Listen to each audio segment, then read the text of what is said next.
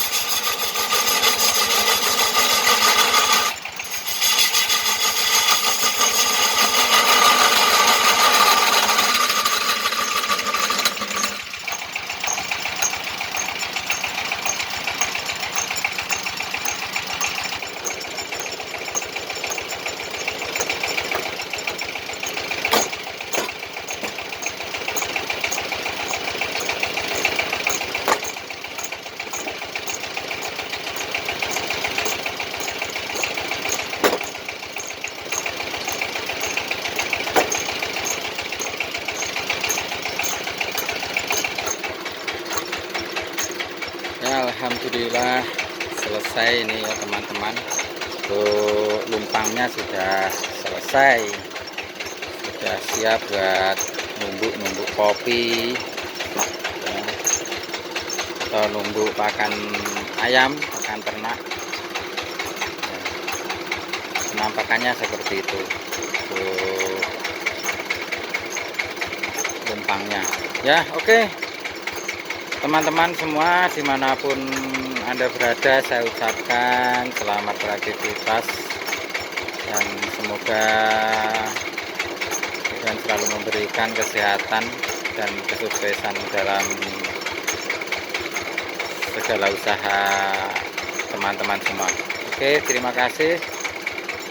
Wassalamualaikum warahmatullahi wabarakatuh.